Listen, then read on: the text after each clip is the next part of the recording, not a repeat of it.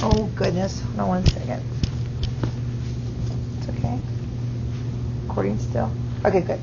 Okay, so Niels Bohr basically said that you have this atom with all these rings and stuff like that in it. Come on. Come around here. Okay, there we go. And it's called the ground state. The ground state is the lowest state of energy for that electron. Then, when energy is absorbed by some means, it jumps into an excited state. But it can't stay there, just like in the Wile E. Coyote going, woo, up in the air. He sits up, he goes, uh-oh, back down he comes. Okay? It falls back down to its ground state, and it emits photons in a wavelength we can see. Okay? Yes? Good? Okay. Now remember I said about taking notes. I expect you to get online. If you want to write down these PowerPoint notes, you have to do it at home, okay? I'm letting you write down some now, but you really need, if you want to take these notes, do it at home. So I cannot sit here for 45 minutes and have you guys just write the notes down here, okay? So, just like a person on top of the steps, you get more and more energy. Your potential energy gets greater. Therefore, as you come down the steps, you give off more energy. So Bohr said that in order to get these spectral lines, these line spectrum, you have to have quanta. The area has to be quantified, okay, or quantized, which means this. Here's this little rabbit sitting on here, Griffin. You see it? It's a rabbit sitting on an incline. That means I can measure his energy. Trent, I need you standing up, honey. This is the second day in a row. Go stand up. I am not going to do this. I'm sorry. But you can have the energy here. I can measure it here. I can measure it here. I can measure it here. The potential of energies is amazingly, it's great. But down here, the rabbit can sit on the top step, the middle step, or the bottom step. Does that make sense? There's only 3 possible potential energies here. There's a whole plethora of potential energies here. This would be like a continuous spectrum. One bleeds into the other. Where this one is top, middle, or bottom. This is your line spectrum here. That's where they realized that this potential energy is not like a rolling scale. It is quantized, just like steps. That rabbit cannot be measured right here in the middle. Okay? It's either top, middle, or bottom. Okay? Does that make sense? Yes or no? Okay, here's a Bohr diagram. Bohr assigned something called quantum numbers to this atom. A quantum number is the energy level it's in, or the orbit.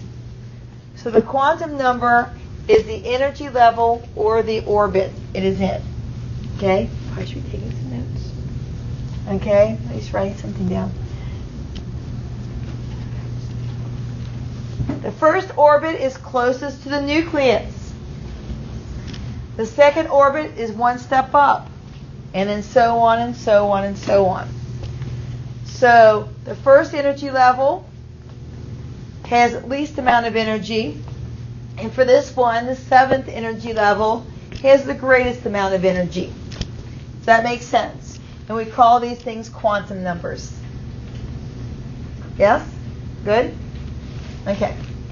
Bohr proposed the electrons move around the nucleus like in orbits, almost like planets around the sun. Now, I'm going to come over here and show you how to draw Bohr diagrams. How many of you guys have heard of Bohr diagrams? Anyone's heard of Bohr diagrams? Okay. So let me erase this real quick.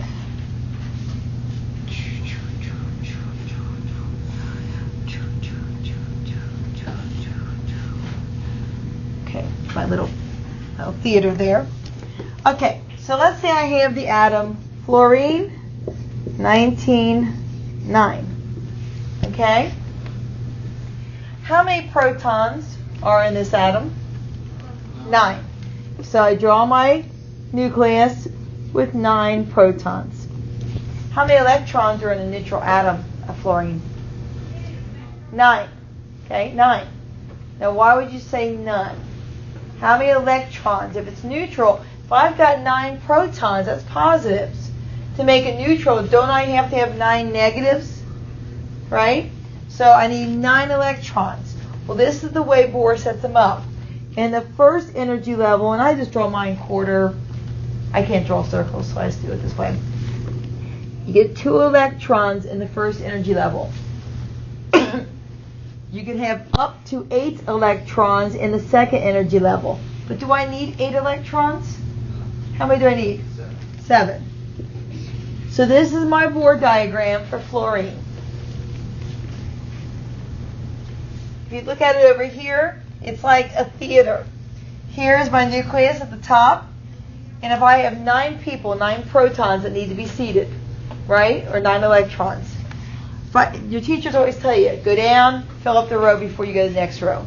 Fill up the row before you go to the next row, right? So, 1, 2, this is how it's set up. 2 electrons here. Then 3, 4, 5, 6, 7, 8, 9. So I have 1 seat open on this end. That's all I do. Does that make sense? Yes? What if I had aluminum? 1727. How many protons do I have there? 13, thank you. So 13 protons. How many electrons? How many go in the first shell? 2. Second? Third shell? 3. This equals 13 electrons to cancel out 13 protons. Does that make sense? Whatever number of protons you have, that's how many electrons you have. And I have to fill up these 8 before I can go to the next shell. And now here's something really cool. How many energy levels does aluminum have? How many? 3. Look over, here's aluminum right here. What row is it in? 3. The 3rd row. Coincidence? I think not. Fluorine has how many energy levels? 2. Here's fluorine. It's in the 2nd energy level. How many energy levels will calcium have? 4. Let's try it. So let's look at calcium.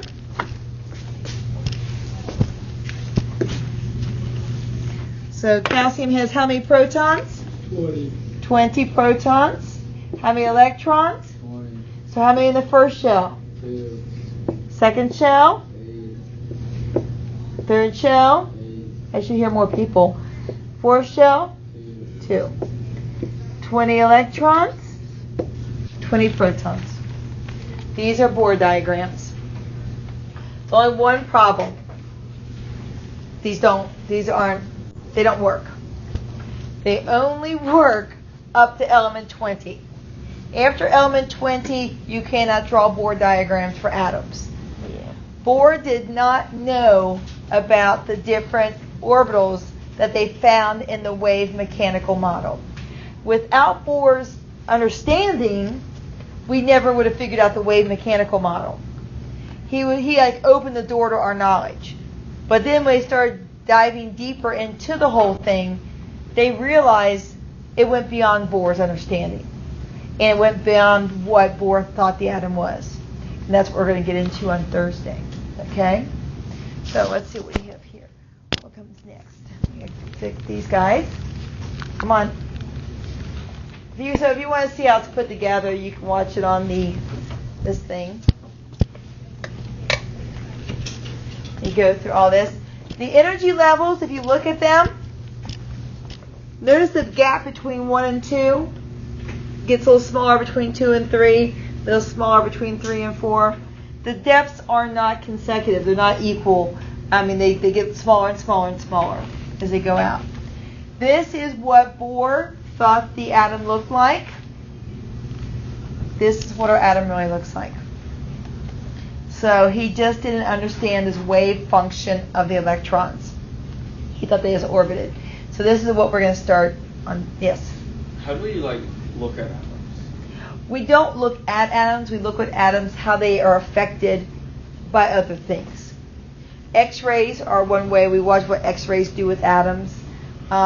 X-ray diffraction is how we found the protons. We see how they interact with matter.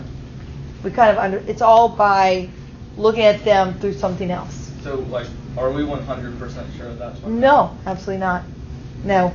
Maybe another 50, 60 years, they'll be saying, well, this isn't quite it. When actually they're getting to that point with the Higgs boson ideas and things like that. Bosons, mesons, leptons, quarks, they are all parts that make up protons, neutrons, and electrons. So they're even broken, the three main particles are now being broken apart.